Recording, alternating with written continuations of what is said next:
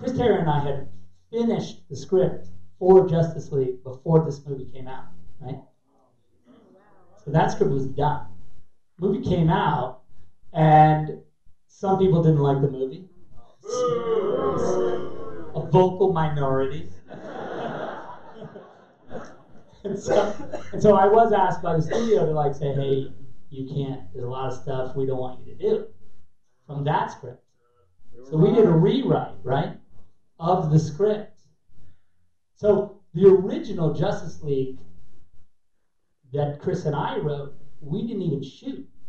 I mean, there's a lot of it that we shot, but the actual idea, the hard idea, the scary idea, we never filmed because the studio was like, that's crazy. And we were so insecure at the time after this movie came out, we were just like, I guess it is crazy. Like, we're fucking nuts. Like, what are we doing? There's gonna be mass hysteria in the streets if we film this. Suffice it to say that, like, so look, the truth is that, you know, the nightmare sequence in this movie, right, was always my idea that all of that would be eventually explained, of course. I mean, is that a surprise? You know, that we would end up in the distant future where Darkseid has taken over Earth and where Superman has succumbed to the anti-life and where he and now with his ragtag band, and there was a few members of the Justice League that had survived to that world and that they were fighting to try and you know, so Batman's with the broken half a cyborg because, you know, it's only half of him because of whatever happened. They were working on equation to jump Flash back to tell Bruce, you know, obviously, you guys are surprised because you know this is what I've read it.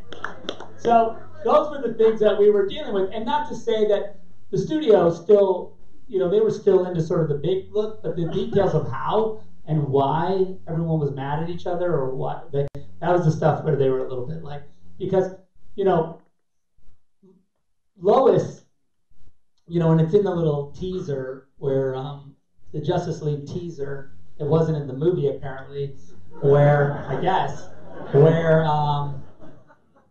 Wonder Woman says, it's this line where Bruce says, I was right here, and Barry Allen came to me, and he said, Lois Lane is the key, right? And then she goes, he is the Superman. Every heart has one. And he goes, I think it's something more, something darker, right? And what it means is that the thing that was darker was that, you know, it was all about if Lois died, Superman would succumb to the anti-life, of course, right? And if Superman knew that somehow it was Bruce's responsibility to protect Lois, he would have been mad at him in this movie, right? Like, so that's why he says, she was my world and he took her from me. So that's that was sort of and then of course, he has to jump back. And the other thing that we were working on was this idea that Cyborg said to Bruce in the distant future, like, there's two windows. We had come up with this time traveling concept where basically the way the time traveling window worked is that it's not awesome physics and doesn't make any sense, but that you had to jump, you had to do a time jump when the Earth was in relatively the same spot, right? Because if you did a time jump and the Earth wasn't like in the same position in space, you would jump into space and just be like dead. And so, that's awesome. Okay, so there's always like, so they had two windows, right, to do the jump. And Cyborg says, like, what, you know, which of these two windows do you think we should use? And Bruce was like, well, what window would you have put me through if you didn't ask? And he's like, this one. And then he's like, use the other one. Because that one you already did, and it was the wrong one. Barry Allen was in my freaking Batcave yelling at me about, like, nonsense. going to put him through that other one because that's the one that will, because he had to jump right before Darkseid boom tubes into the Batcave to murder Lois, so you have to.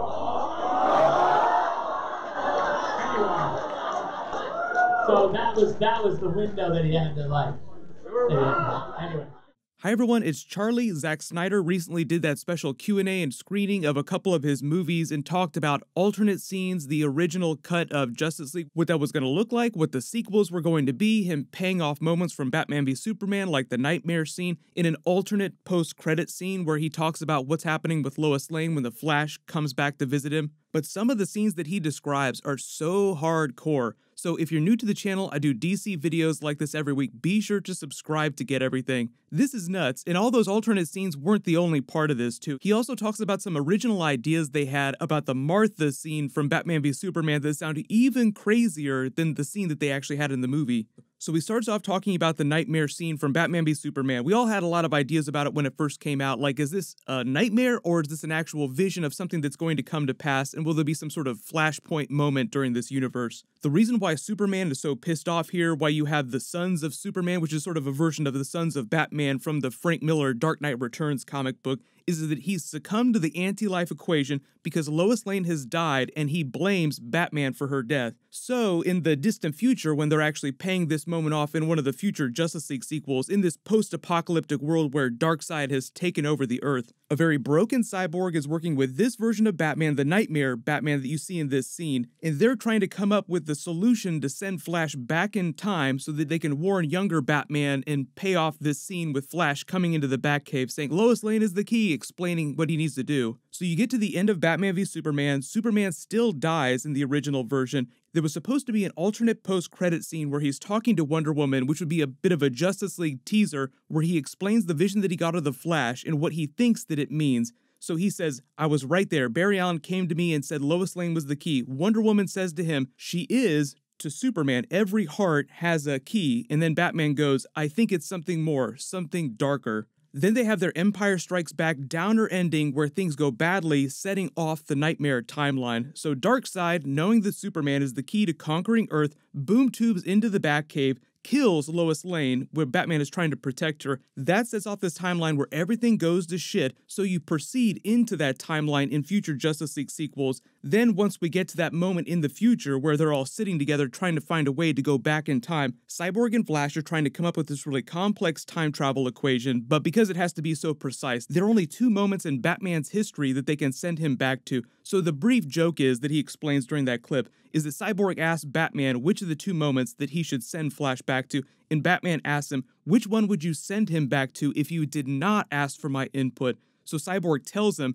Batman goes, great, send him to the other one, because clearly you sent him to that first one, the original time, it didn't work out, so we should try that other moment. So they send him back, it works that time, that's how they wind up fixing the Earth with a very reverse Flashpoint style twist. So you can kind of see we're in the middle of Avengers Infinity War and Avengers Endgame, and it's implied that they're actually using a lot of those same twists to fix the universe because Thanos snapped everyone. So not only is Zack Snyder saying that their original idea, the dark idea that scared the studio, which was Darkseid killing Lois Lane, sort of altered their trajectory, and then obviously things went down the way that they did, and they changed the movie even more. So the original cut that people have been asking for, this Zack Snyder cut, never actually got filmed because they finished the script, like the original version, right as Batman v Superman was hitting theaters. So they were already super far along in the process, which is why it was harder for them to change the movie even more. Had they been given more time, it probably wouldn't have turned out quite the way it did. But this just presents a much darker idea for the DC universe. I did a separate video where we found out a little bit more about Green Lantern's involvement in those future Justice League sequels. I'll link that video at the end of this, because that's sort of the companion piece to this, where Zack Snyder's really only talking about a couple key twists that we didn't know about before. The other video explains what each of those other future Justice League sequels would have been that got us to that future timeline where they fix everything. The other thing that he explained during this panel too, and I'm really happy that they did not do, is when he talks about the Martha moment from Batman v Superman. The other idea that they thankfully did not film is the idea that